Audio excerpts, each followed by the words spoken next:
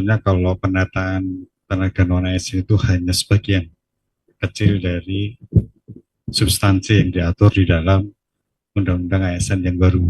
Ya, karena itu muncul di pasal terakhir, amanatnya harus bisa diselesaikan oleh pemerintah sampai dengan 31 Desember 2024. Jadi ini menjadi PR kita bersama, tidak hanya pemerintah pusat, tentu Pak PJ Bupati kalau masih mempunyai tenaga non-ASN juga dimohon untuk bisa menyelesaikan tenaga non-ASN ini dengan bijak. Nah, Bapak yang saya hormati, prosesnya saat ini masih dilakukan verifikasi dan validasi oleh PKN. Jumlahnya sisanya kurang lebih 1.780.000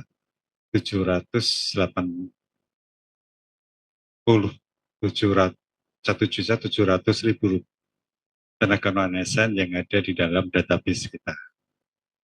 Pertanyaan yang sering timbul, yang sering diajukan ke BKN maupun ke Bapak Ibu semuanya, tentu bagaimana dengan non-ASN yang sampai hari ini tidak ada di dalam database BKN. Ini yang sering diajukan kepada kami di pusat maupun Bapak Ibu di wilayah kerjanya masing-masing. Tentu kita harus punya jawaban yang sama, ya, bahwasannya pemerintah saat ini masih fokus kepada arahan Presiden, yaitu menyelesaikan non-ASN yang ada di dalam database BKN. Nah, nanti bagaimana yang di luar database BKN, tentu kita akan melihat kebijakan selanjutnya. Yang pasti bagi semuanya, kita menginginkan penyelesaian tenaga non-ASN ini secepatnya. Sehingga nggak ada lagi PR bagi Bapak Ibu semuanya, dan lebih fokus pada penerapan pembinaan manajemen aparatur sipil negara menurut undang-undang yang baru. Ini harapan kita. Tadi disampaikan oleh Bu Kakantek Bandung, kita masih dalam penyelesaian manajemen peraturan pemerintah tentang manajemen aparatur sipil negara. Siang nanti insya Allah kita akan melakukan uji publik terhadap rancangan peraturan pemerintah tentang manajemen aparatur sipil negara. Jadi karena arahannya kita harus melaksanakan kebijakan Omnibus Law, maka untuk penetapan PP manajemen ASN ini mengalami kemunduran. Artinya waktunya mundur. Kalau misalnya kita menetapkan satu persatu, satu substansi, satu PP, insya Allah ada yang sudah ditetapkan. Tapi jumlah PP itu menjadi lebih banyak. Maka ada beberapa PP yang seharusnya sudah ditetapkan, tetapi harus menunggu beberapa PP yang memang sampai saat ini masih perlu mendapatkan masukan dari beberapa pihak, maka perlu dilakukan uji publik. Bapak Ibu yang saya hormati, yang pasti sampai dengan saat ini kita masih menggunakan PP 11 tahun 2011 dan PP 49 ya tahun 2018.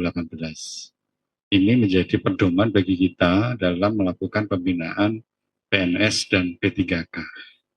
Nah, di undang-undang yang baru sudah tidak dibedakan lagi antara PNS dan P3K. Maka peraturan pemerintahnya digabung antara PP 11 dengan PP 49 menjadi satu PP namanya Peraturan Pemerintah tentang Manajemen Aparatur Sipil Negara. Dengan demikian, maka nanti satu PP itu berlaku untuk PNS maupun P3K. Kalau kemarin ada yang membedakan antara PNS dengan P3K.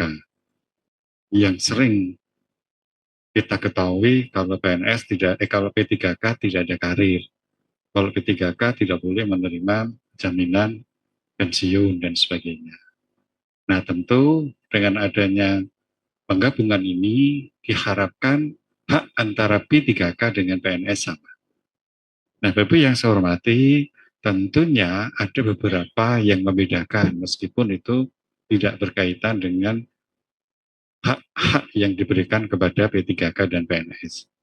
Sampai saat ini kita masih menggunakan peraturan ketika seseorang melamar P3K usianya boleh 1 tahun sebelum mencapai batas waktu tertentu. Kita dulu masih menggunakan batas usia tertentu, mohon maaf, karena belum ada pensiun. Nah, maka besok BUP itu bisa dipakai untuk P3K dan PNS, karena memang haknya sama. Kemudian untuk P3K selama ini hanya boleh mengisi jabatan pimpinan tinggi utama dan madya serta jabatan fungsional. Dimungkinkan ya ke depan nanti P3K pun boleh mengisi jabatan pelaksana. Jadi inilah yang menjadi dinamika dalam pembahasan peraturan pemerintah tentang manajemen aparatur sipil negara. Bapak Ibu yang saya hormati, isu yang strategis saat ini adanya pengalihan kewenangan yang sebelumnya dimiliki oleh KASN dan insya Allah nanti akan diberikan kepada BKN tentang pelaksanaan sistem merit, netralitas, kemudian kode etik, dan sebagainya. Nah, kita memang diberikan kewenangan itu karena BKN mempunyai kantor regional dan UPT yang tersebar di 34 provinsi. Salah satunya ada di Banjarbaru. Nah, kami berharap pada Ibu semuanya nanti dukungan, supportnya kepada BKN karena delegasi kewenangan yang baru ini memang tidak mudah dan perlu dukungan dari Bapak Ibu khususnya dalam pelaksanaan merit system di instansi daerah. Sebentar lagi kita juga akan melakukan pemilihan kepala daerah secara serentak. Dan ini wajib dilakukan oleh BKN ketika nanti kita melaksanakan tugas melaksanakan pengawasan netralitas PNS dan pelaksanaan merit system di instansi Bapak Ibu semuanya. Kita berharap nanti siapapun gubernur, bupati, wali kota yang terpilih juga mempunyai komitmen yang sama untuk melindungi karir PNS, untuk melindungi hak-hak PNS meskipun nanti mereka yang menjadi gubernur, bupati, wali kota itu bukan dari kalangan PNS sebelumnya.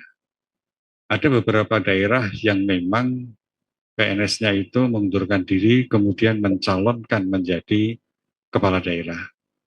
Ada yang memang dari partai politik murni, ada yang dari independen dan sebagainya.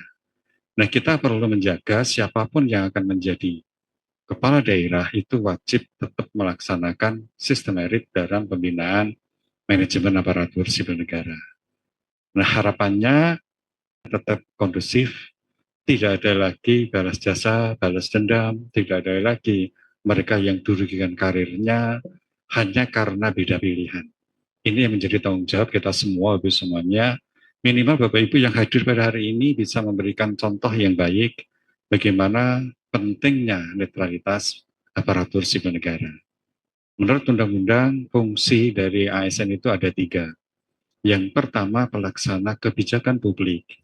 Yang kedua, pelayanan publik. Dan yang ketiga, sebagai perekat NKRI. Nah, yang ketiga inilah yang perlu kita jaga pasca nanti ada pilkada di semua provinsi, kabupaten, kota. Bapak Ibu yang saya hormati, tentu acara hari ini sangat berdampak sekali terhadap pelaksanaan manajemen ASN.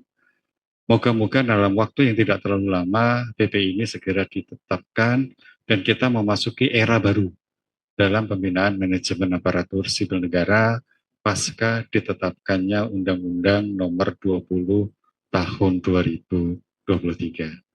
Saya mewakili pimpinan mengucapkan banyak terima kasih kepada Bapak Ibu semuanya yang hari ini hadir dari Provinsi Kalimantan Selatan, Kalimantan Tengah, kemudian Kalimantan Utara, Kalimantan Timur, hadir di kota Bekasi ini. Moga-moga Bapak Ibu semuanya kembali ke tempat wilayahnya masing-masing, membawa ilmu baru, pengetahuan baru tentang aparatur sipil negara.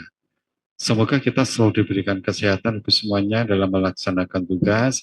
Mohon maaf saya tidak bisa memberikan sambutan terlalu lama karena saya harus ada acara di tempat lain.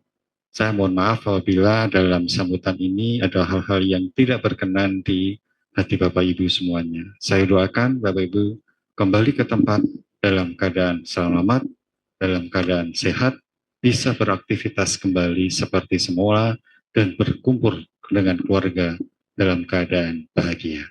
Saya akhiri Ibu semuanya, bila taufiq wa hidayah. Assalamualaikum warahmatullahi wabarakatuh.